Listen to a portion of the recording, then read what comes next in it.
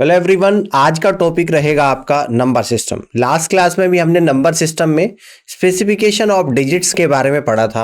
आज भी कुछ और क्वेश्चंस स्पेसिफिकेशन ऑफ डिजिट्स के यहाँ पे डिस्कस करेंगे। इस क्लास का क्वेश्चन नंबर फर्स्ट है आपके सामने। तो क्वेश्चन नंबर फर्स्ट कुछ इस तरीके से है कि दो अंकों की सबसे बड़ी अभाज्य संख्या आप लोगों को बतानी है। सबसे पहले तो अभाज्य संख्या क्या होती है? अभाज्य संख्या, अभाज्य संख्या को बोलते हैं इंग्लिश में प्राइम नंबर। प्राइम नंबर वह नंबर जिसके केवल दो फैक्टर होते हैं, एक तो वह खुद से कटता है और एक 1 से कटता है, यानी कि एक तो इटसेल्फ और एक 1 से कटता है, तो वह आपका नंबर अभाज्य संख्या होती है। तो यहां पे देखेंगे कि ऐसा कौन सा नंबर है जो या तो 1 से कट रहा है, खुद से कट रहा है। तो अगर मैं ऑप्शन नंबर ए लेके चलूं, यानी कि 93, तो 93 के तो फैक्टर हो रहे हैं आप लोगों के 3 इंटू 31, यानी कि ये आपका अभाज्य संख्या नहीं है। देन इसके बाद मैं लेके चलूं ऑप्शन नंबर बी, यानी कि 89, है ना। तो 89 देखेंगे कि क्या ये आप लोगों का किसी से यहाँ पे डिविजिबल है। तो आप चेक करेंगे, 3 से कट रहा है, नहीं कट रहा है। 4 से तो कटेगा ही नहीं, 5 से नहीं कटेगा, 6 से नहीं कटेगा, 7 से नहीं कट रहा है। ये क्या 8 से कट रहा है, 9 से कट रहा है, नहीं कट रहा है। देन इसके बाद 11 से भी नहीं कटेगा, 13 से कटेगा, नहीं कटेगा, 14 से नहीं कट रहा है, इसके बाद 17 से नहीं कट रहा है, 19 से नहीं कट रहा है, 21 से 23 से नहीं कट रहा है। देन इसके बाद हम लोग आगे की तरफ चेक करेंगे कि क्या ये 27 से कट रहा है, 27 से 81 नहीं कट रहा है, 29 से 29 दिए 87 नहीं कट रहा है, 31 से नहीं कट रहा है, 33 से नहीं। तो हम लोग यहाँ पर ऐसे नंबर चेक करने के बजाय एक और तरीका देखते हैं। 89 किसके स्क्वायर के आसपास है? तो आप कहोगे सर 9 का स्क्वायर होता है आप लोगों का 81 और 10 का स्क्वायर होता है आप लोगों का यहाँ पर 100, ठीक है ना। तो देखूंगा कि 81 और 100 के बीच में 89 पड़ रहा है। अब यहां से चेक करूंगा कि क्या ये 9 से कट रहा है, तो नहीं कट रहा है। तो यानी कि यही एक ऐसा नंबर आप लोगों का यहाँ पर बनेगा कि जो आपका केवल किससे कट रहा है, ये आपका 1 से कट रहा है और या फिर 89 से कट रहा है। तो एक तो प्राइम नंबर ये आ गया। अब नेक्स्ट सी ऑप्शन की बात करूंगा, 91 है। अब 13 इंटू 7, ये तो आपका प्राइम नंबर नहीं होगा। और डी ऑप्शन आप लोगों का क्या है, 97।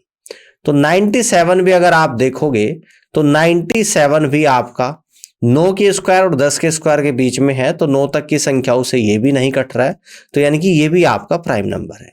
अब आपको बताना है कि सबसे बड़ी प्राइम संख्या, तो प्राइम नंबर 89 बड़ा है या 97 बड़ा है? तो ये क्या हो जाएगा आप लोगों का, लार्जेस्ट हो जाएगा। यानी कि दो अंकों का सबसे बड़ा प्राइम नंबर आप लोगों का जो निकल कर आएगा वो आपका क्या निकल कर आएगा, 97 आएगा। तो इस तरीके से आप यहां से कहेंगे कि D is the right answer of this question. All clear है? तो डी ऑप्शन सवाल का करेक्ट आंसर यहां पे बनेगा।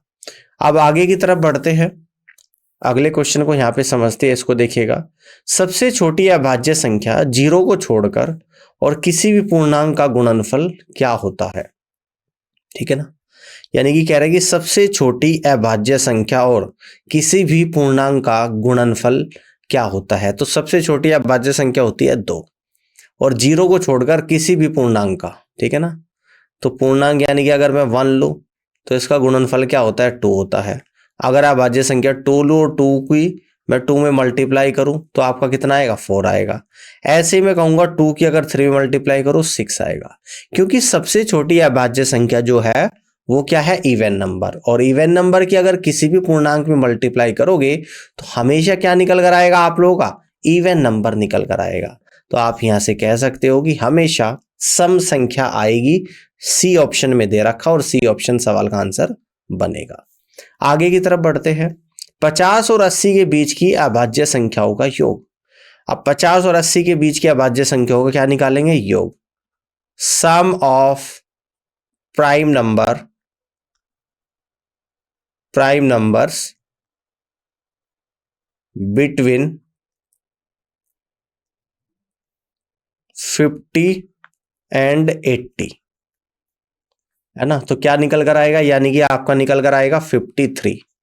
देन 53 के बाद आएगा आप लोगों का 59, 59 के बाद आपकी आएगी 61, 61 के बाद आपकी जो आएगी वो 67 आएगी, 67 के बाद 71, 73, देन इसके बाद आप लोगों की आएगी 79, है ना। तो इन सभी का सम मैं करूंगा यहाँ पे, तो सम कर लेते हैं, यानी 53 और 67 को अगर ऐड कर लूंगा तो ये आएगा 120, प्लस 59 और 71 को अगर मैं ऐड करूंगा तो 130 आ जाएगा। अब 61 और 79 को अगर मैं ऐड करूंगा तो 140 आ जाएगा, और प्लस का 73 आप लोगों का यहाँ पर आएगा। 120, 130, 250 और 140 यानी 390, और 390 में अगर 73 को जोड़ दूंगा तो 463 आप लोगों का यहाँ पे निकल कर आएगा। तो इस तरीके से आप यहाँ से कह सकते हैं कि 463 यानी कि सी ऑप्शन सवाल का राइट आंसर बनेगा। All clear? आगे की तरफ बढ़ते हैं और अगले क्वेश्चन को यहाँ पे समझते हैं। इसको ध्यान से देखिएगा। वह 4 विषम अभाज्य संख्या कौन सी है जिनका योग कितना है? 34 है। तो देखो, अभाज्य संख्या वह संख्या जिसके केवल 2 फैक्टर होते हैं, या तो 1 से कटती है खुद से। तो 1, 3, 5, 7 भी अभाज्य संख्या है, लेकिन इनका सम 34 नहीं आएगा। अब 3, 5, 7 और 9 आपकी अभाज्य संख्या नहीं है, तो बी ऑप्शन ऐसे ही एलिमिनेट हो गया। अब 3, 5, 11, 13 अभाज्य संख्या, इनका सम की बात करूंगा, 3, 5, 8, 11, 19 और 19 और 13 होता है 32, तो ये भी आंसर नहीं होगा। तो केवल एक ही ऑप्शन बचा, और ऑप्शन है वो आपका डी। और 3, 7, 11, 13 आपकी अभाज्य संख्या भी है, और इन सभी का सम 34 भी आ रहा है। तो डी ऑप्शन सवाल का राइट आंसर आएगा। आगे की तरफ बढ़ते हैं, अगले क्वेश्चन को यहाँ पे समझते हैं। इसको ध्यान से देखिएगा। 1 से 100 तक गिनती करते समय दाइयों की जगह पर अंक 2 कितनी बार आएगा, ये आप लोगों को बताना है, ठीक है ना। तो 1 से 100 तक अगर मैं गिनती करूंगा, है ना, तो 10 प्लेस पर 2 कितनी बार आएगा, ये आप लोगों को बताना है। तो यहाँ पे सबसे पहले चेक करेंगे कि 1 to 10 तक 2 कितनी बार आ रहा है, तो 0 बार आ रहा है। देन इसके बाद हम लोग चेक करेंगे कि 10 to 11 में 2 कितनी बार आ रहा है, तो कितनी बार आ रहा है, 0 बार आ रहा है। इसके बाद चेक करेंगे हम लोग 11 to, यहाँ पे लिखेंगे 11 to 20, 11 to 20 में 2 10 प्लेस पर कितनी बार आ रहा है, 1 बार आ रहा है।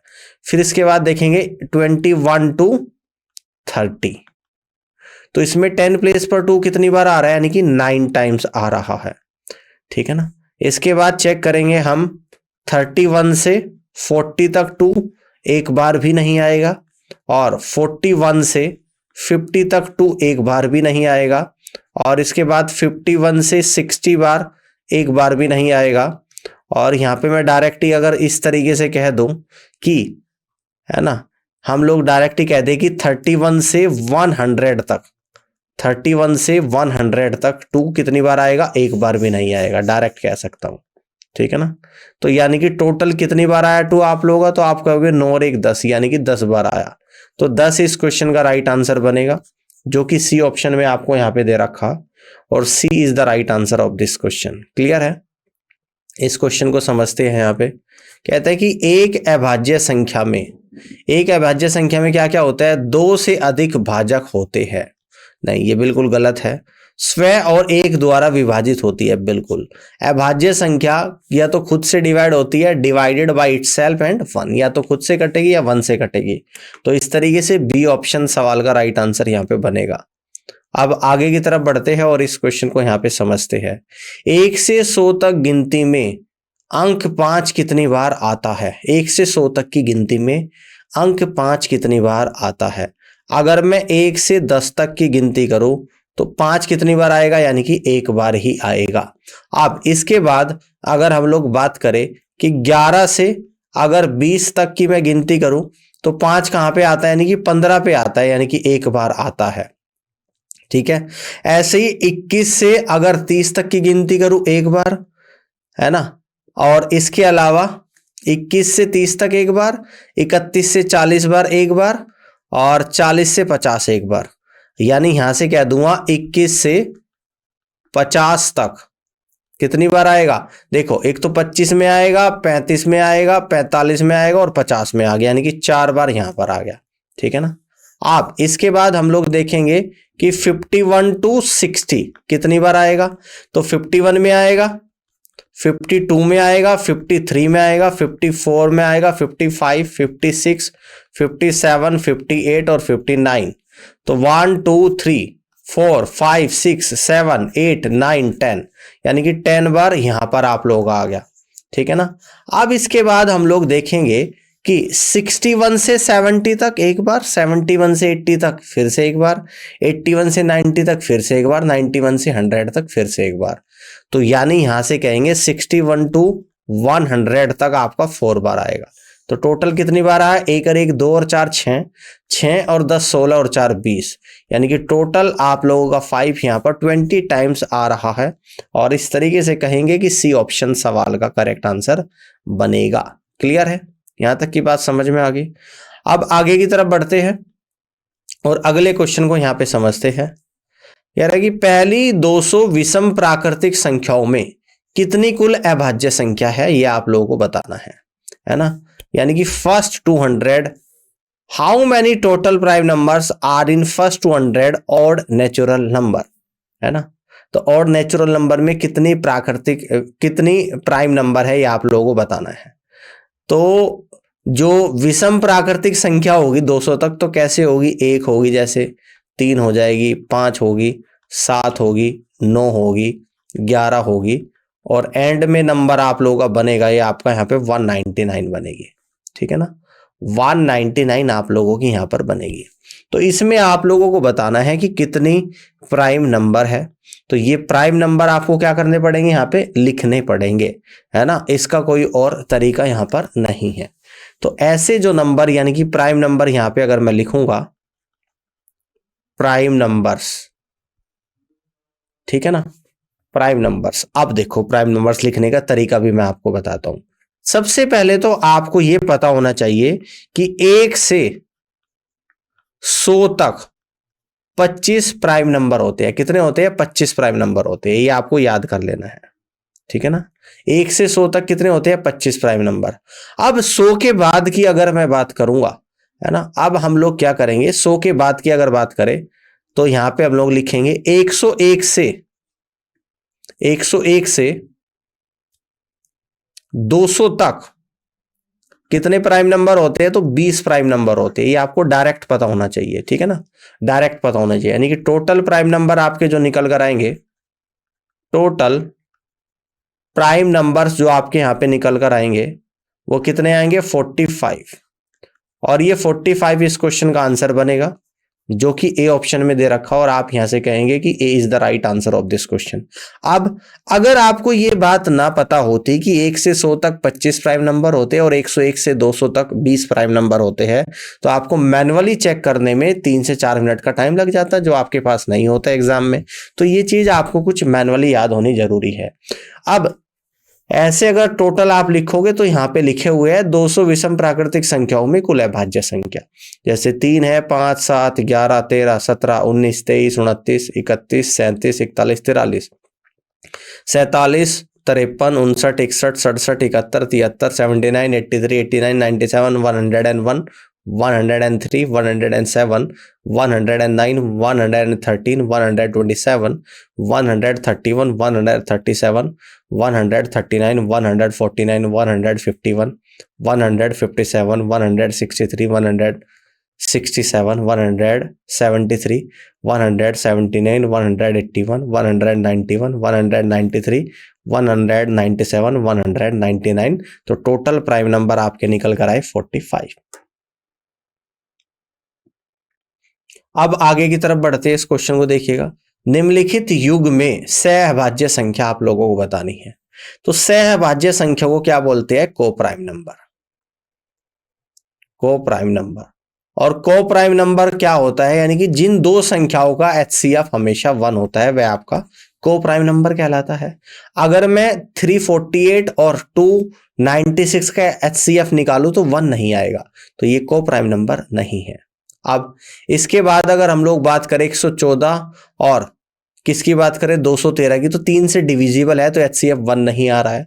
तो 59 और 97 की अगर मैं बात करूं तो यहां पर आप लोगों का क्या आ रहा है, HCF ऑफ 59 और 97, तो कितना आ रहा है आप लोगों का HCF यहाँ पे, तो आप कहोगे यहाँ पे जो HCF निकल कर आ रहा है, यानी HCF जो निकल कर आ रहा है 1 आ रहा है। कितना आ रहा है? HCF 1 निकल कर आ रहा है। तो आप यहां से कहेंगे कि ये आपका एक कोप्राइम नंबर है। क्या है? कोप्राइम नंबर है। क्लियर है? तो इस तरीके से सी ऑप्शन सवाल का करेक्ट आंसर यहाँ पे बनेगा। ठीक है, आगे की तरफ बढ़ते हैं और अगले क्वेश्चन को यहाँ पे समझते हैं। आप इस क्वेश्चन को यहाँ पे देखिएगा, निम्नलिखित में से कौन सी संख्या विभाज्य है? तो यहाँ पर चेक करेंगे कि कौन सा नंबर आपका यहाँ पे डिविजिबल है। तो साफ साफ दिख रहा है 729। तो ये क्या है? आपका डिविजिबल है। किससे है? 9 से है।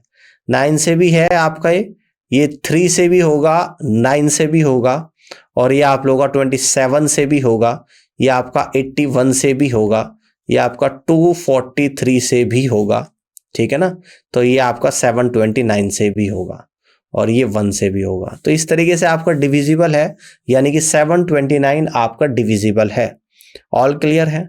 अब आगे की तरफ बढ़ते हैं और अगले क्वेश्चन को यहाँ पे समझते हैं। इसको ध्यान से देखिएगा।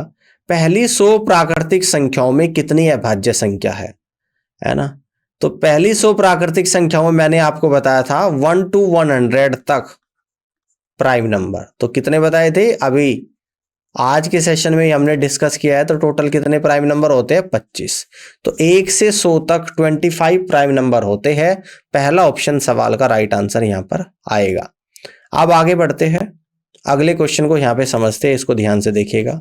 तो निम्नलिखित समूह में से कौन सी सहअभाज्य संख्या है, यानी कि कौन सा को प्राइम नंबर है? कौन सा को प्राइम नंबर है? तो मैंने अभी बताया कि को प्राइम नंबर में क्या होता है? जिन दो संख्याओं का HCF 1 होता है।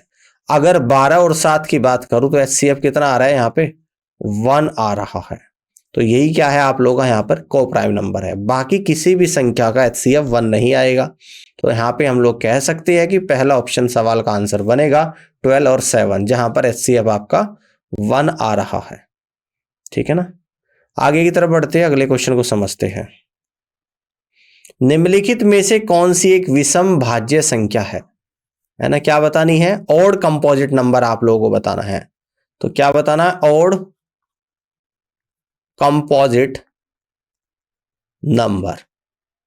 देखो, सबसे पहले हम लोग बात करेंगे कंपोजिट नंबर की, कि कंपोजिट नंबर आपका क्या होता है। कंपोजिट नंबर होता है आपका भाज्य संख्या, यानी कि वह संख्या जिसके मोर देन 2 फैक्टर होते हैं। मोर देन 2 फैक्टर्स, ये तो होती है आपकी कंपोजिट नंबर। और ओड का मतलब इवन, ओड का मतलब सॉरी ओड, और जिसके ओड फैक्टर होते हैं, यानी कि ओड नंबर होना चाहिए और मोर देन 2 फैक्टर आप लोगों के यहां पर होने चाहिए। ठीक है ना? ओड नंबर और मोर देन 2 फैक्टर आप लोगों के यहां पर होने चाहिए। तो ऐसा यहां पे कौन सा दिख रहा है? देखो, 13 आपका प्राइम नंबर है, ये नहीं होगा। 17 प्राइम नंबर है, ये नहीं होगा। 12 हो जाएगा, लेकिन 12 आपका इवन है, तो 15 हो जाएगा। और 15 के फैक्टर हो गए 1, 3, 5 और 15। मोर देन 2 फैक्टर है और ऑड फैक्टर है। तो यहां से आप लोग कहेंगे कि D is the right answer of this question, यानी कि 15 ऑड कंपोजिट नंबर है। बात समझ में आ गई? तो इस तरीके से आप यहां पे इस क्वेश्चन को भी कर सकते हैं। अब आगे की तरफ बढ़ते हैं, अगले क्वेश्चन को समझते हैं। पहली 8 विषम अभाज्य संख्याओं का योग ज्ञात करें। ठीक है ना? पहली 8 विषम अभाज्य संख्याओं का योग ज्ञात करना है। तो यहां पे सम निकालेंगे डायरेक्ट। तो पहली अभाज्य संख्या 2 होती है, तो 2 क्या है? इवन है। इसके बाद नेक्स्ट क्या होती है? 3 होती है, 5 है, 7 है, 11 है, 13 है, 17 है, 19 है और 23 है।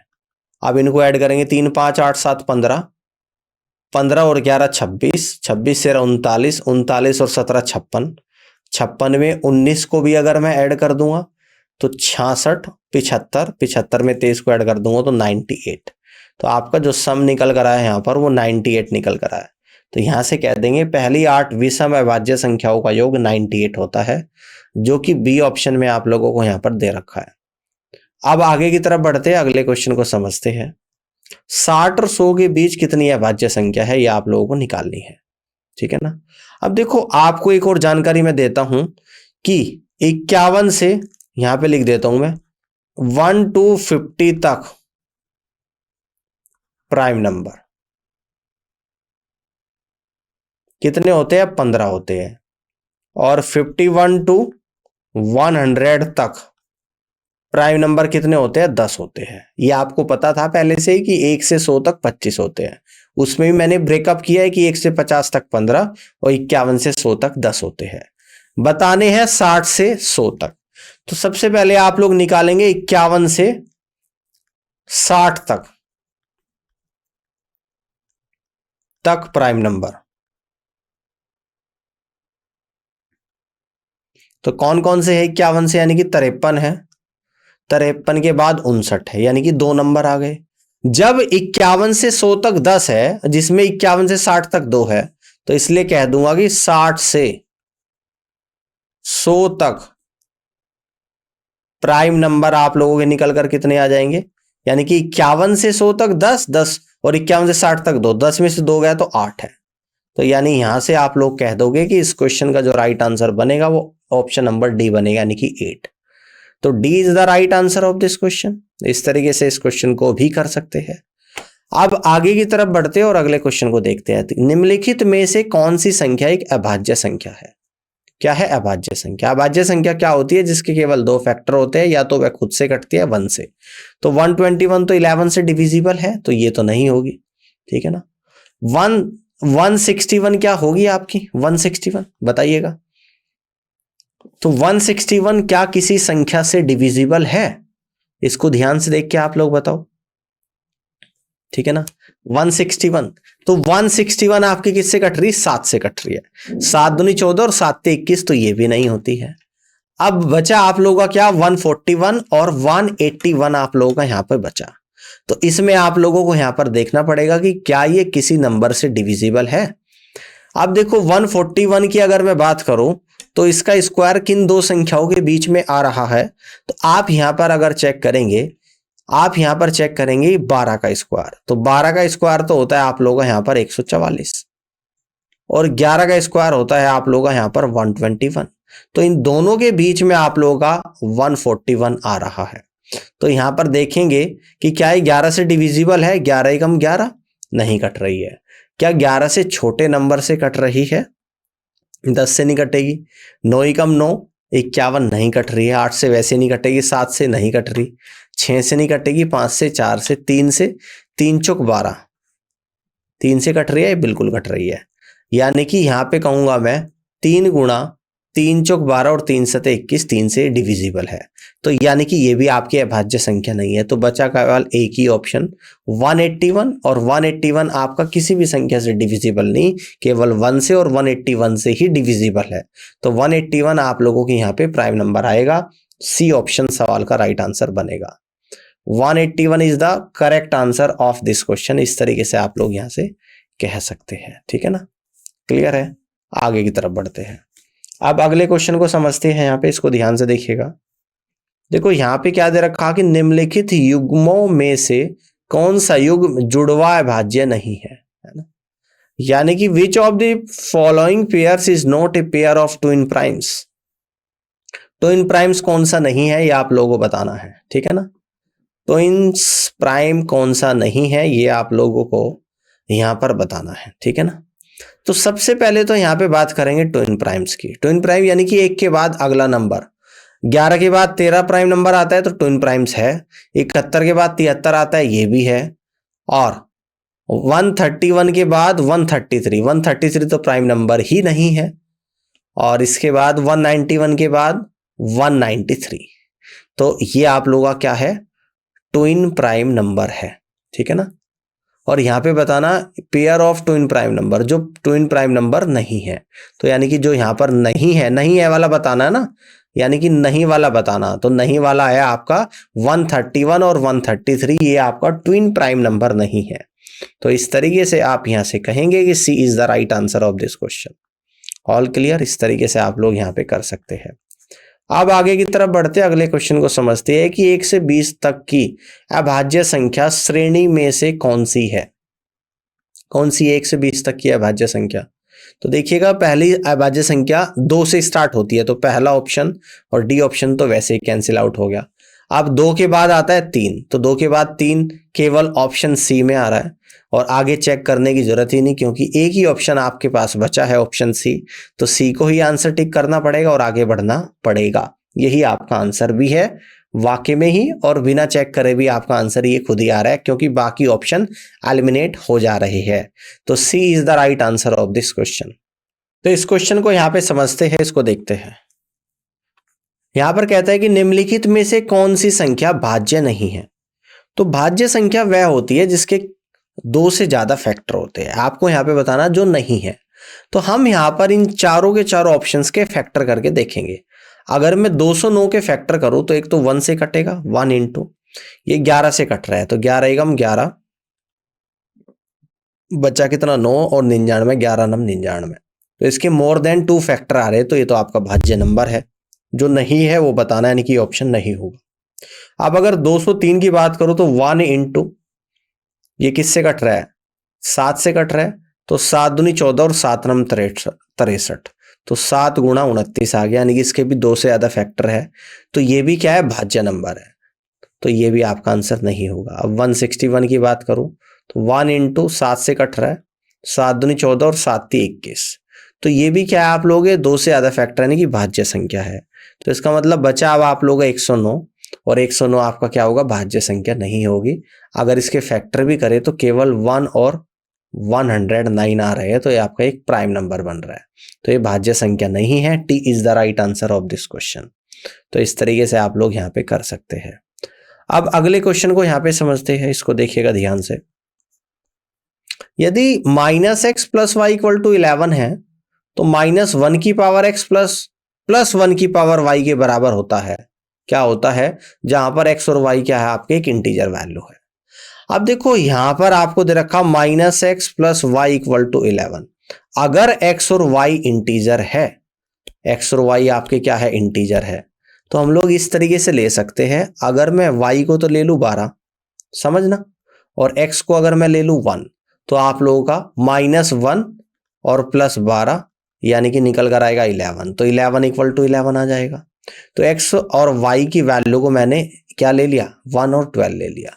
अब मुझे वैल्यू क्या निकालनी है, तो वैल्यू मुझे निकालनी है -1 की पावर x प्लस और +1 की पावर y, यानी कि आपका आएगा -1, x कितना है आप लोगों का 1 है, -1 की पावर 1 प्लस और +1, और y कितना है आप लोगों का यहाँ पर 12 है। तो -1 की पावर 1 -1 आएगा, और +1 की पावर 12, यानी कि क्या आएगा, प्लस का 1 आएगा। -1 + 1 कितना होता है, 0 होता है। तो इस तरीके से आप यहां से कह दोगे कि 0 इस क्वेश्चन का राइट आंसर यहां पे बनेगा। तो आप कहेंगे कि D is the right answer of this question, यानी कि 0 सवाल का बिल्कुल और सही आंसर यहां पर आएगा। आई होप कि आज के सेशन आप लोगों को पसंद आया होगा, और आज के लिए इतना ही। कुछ और क्वेश्चंस के साथ मैं आपसे मिलूंगा अपनी अगली क्लास में, जिसमें हम लोग कुछ और स्पेसिफिकेशन ऑफ डिजिट्स के क्वेश्चंस का डिस्कशन करेंगे। आज के इस सेशन को देखने के लिए आप सभी का बहुत बहुत धन्यवाद। Thank you so much.